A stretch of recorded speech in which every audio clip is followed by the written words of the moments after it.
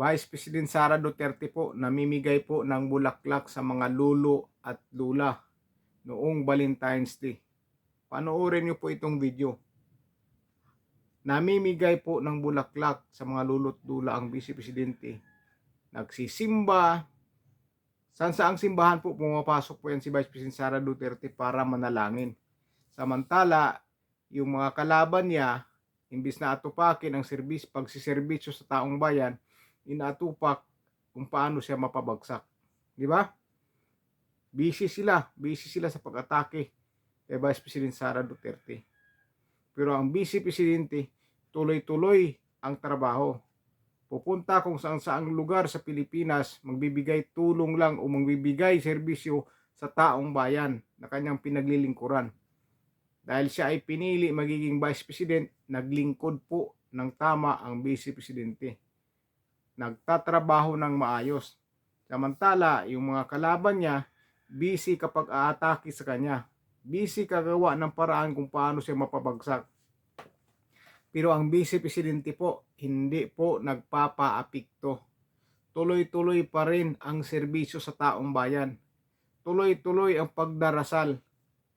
Ganon kabait ang Vice Presidente at ganon katapat manunungkulan sa bayan.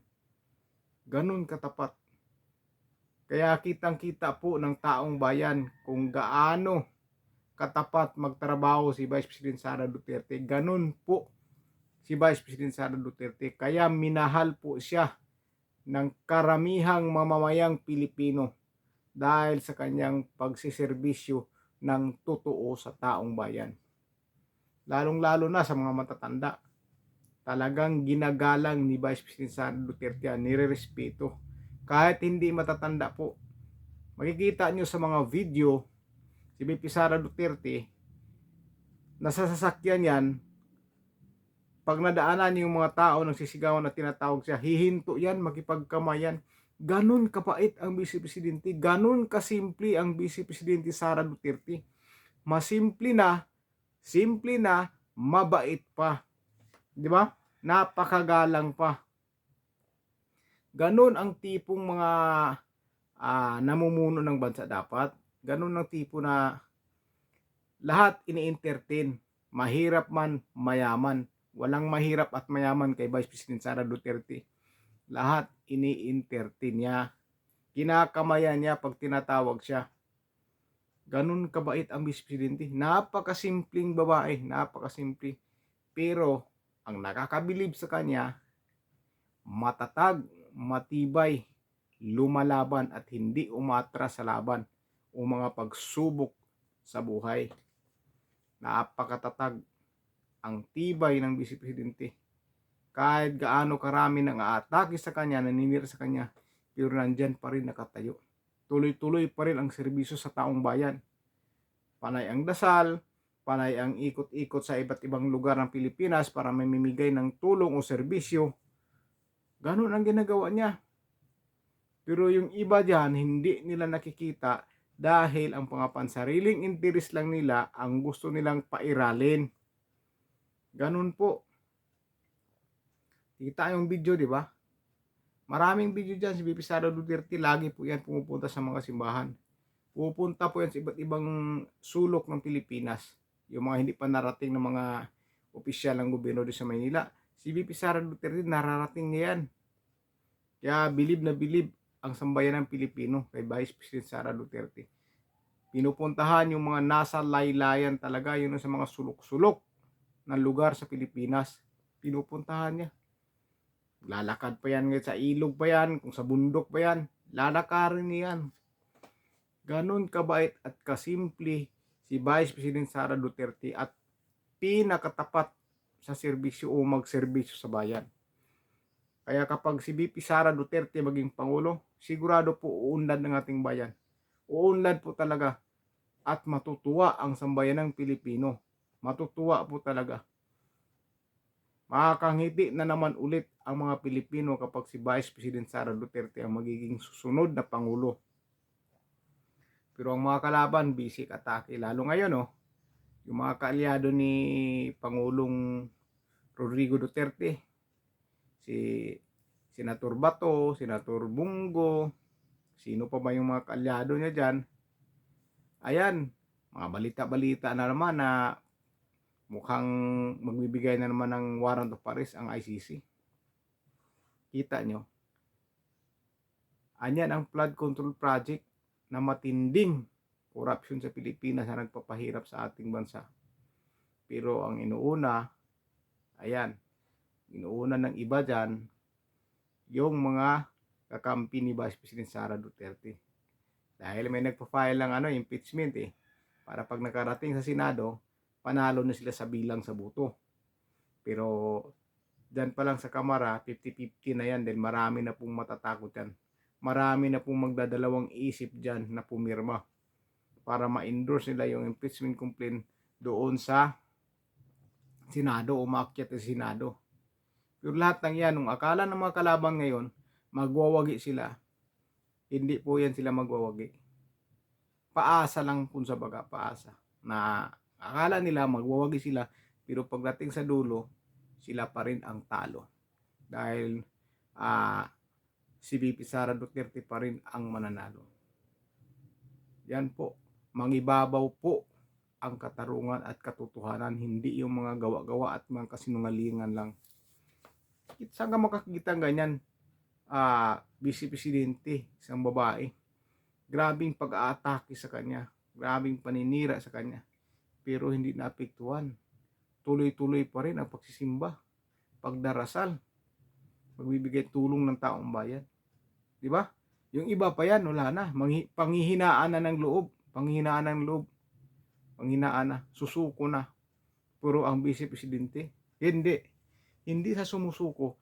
Dahil yan para sa taong bayan. Pinapakita ni Vice President Sara Duterte na isa siyang matatag at kaya-kaya niyang mamuno sa bansa. Di ba? Dahil isa siyang matibay na leader. Matatag, matalino. At pinaka-importante sa kanya talaga, napakasimpleng babae. Simpleng babae po talaga. Wala pang nakipagkamay sa kanya dyan na hindi niya kinamayan. Lahat kinamayan, matatanda, niyayakap. Ganun kabait ang Vice Presidente. Ewan ko ba kung bakit yung mga kalaban niya hindi nila matanggap kung magiging presidente si VP Sara Duterte. Dahil siguro sa mga kabulastugan na ginagawa, di ba? Sa mga kalokohan ginagawa nila dahil takot sila maupo yung babae na hindi kayang bayaran ng pera. Yan ang kinakatakutan talaga nila dahil hindi nila kayang suhulan si Vice President Sara Duterte. Kaya takot na takot sila yung mga buhaya dyan. Sigurado, pag si VP Sara Duterte maging sunod na Pangulo, wala yan. Putol ang mga pangil at buntot ng mga yan. Putol talaga. Sigurado yan. Kaya yung mga gumagawa ng talaga dyan, mga kalukuhan, takot yan sila. Takot talaga sila at kasama yan sila na si VP Sara Duterte ay kanilang pabagsak. Grabe pang atake sa kanya. Nakikita naman po natin mga kababayan, di ba? Pero tingnan nyo. Lagi pang pumupunta sa simbahan, laging nagsiservisyo sa taong bayan. Tapat ang mga sinasabi nilang nangungurap si Vice President Sara Duterte sa confidential fund. Malabong mangyari yon. Malabong mangyari. Gawa yan siyempre sa mga kalaban para si VP Sara Duterte nga ay masiraan. Pero pagdating sa dulo, mangingibabaw pa rin ang katotohanan at si VP Sara Duterte pa rin ang magwawagi at mananalo at magiging susunod na Pangulo. Hindi yan hindi yan sila magtatagumpay sa mga kanilang mga plano, sa kanilang mga gustong gawin na hindi nila mapatakbo si Vice President Sara Duterte para hindi magiging susunod na Pangulo. Hindi nila kayang gawin yan. Hindi nila kaya talaga. Hindi nga talaga sila magtatagumpay dahil ang magwawagi ang Vice Presidente pa rin dahil yan sa pagmamahal ng taong bayan at suporta ng taong bayan. Suporta po talaga ng taong bayan ang lalong nagpapatibay kay Vice President Sara Duterte. Sa baga, so sinusuklian din ni Vice President Sara Duterte yung suporta at pagmamahal ng taong bayan sa kanya. Kaya nagsiservisyo siya ng tama Serbisyo po talaga ng tama ang Vice Presidente. Serbisyo po. Kaya yung mga paninira nila, wala po yan. At yung unti-unti nilang sinisira o unti-unti nilang ginigiba yung kaalyado ni VP Sara Duterte, ngayon lang yan. Ngayon lang yan. Pero pagdating sabi ko sa inyo, pagdating sa dulo, mangingibabaw po ang katarungan at katotohanan. Hindi po talaga magwawagi yung mga kasinungalingan at mga gawa-gawang kwento lamang. So yun lang po mga kababayan. Dito natin makita kung gaano kamahal ni Vice President Sara Duterte ang sambayanang Pilipino, lalong-lalo na ang mga lulo at lula. Ganun po niya kamahal. Kaya lahat kinakamayan, niyayakap, picture dito, picture doon. Dahil yan, ibinabalik niya yung pagmamahal ng taong bayan sa kanya. Kaya lahat ng gusto magpa-picture sa kanya, makipagkamay sa kanya, kinakamayan, makipag-picture siya. Sabaga, sinusuklian lang niya yung kabaitan ng taong bayan sa kanya. Dahil napakabait din po ang Vice Presidente. Napakabait. At yan po ang pag-asa sa bansa natin. Kasi pag yan naging sunod Pangulo, sigurado po uunlad ang bansa natin. Uunlad po talaga ang bansa natin.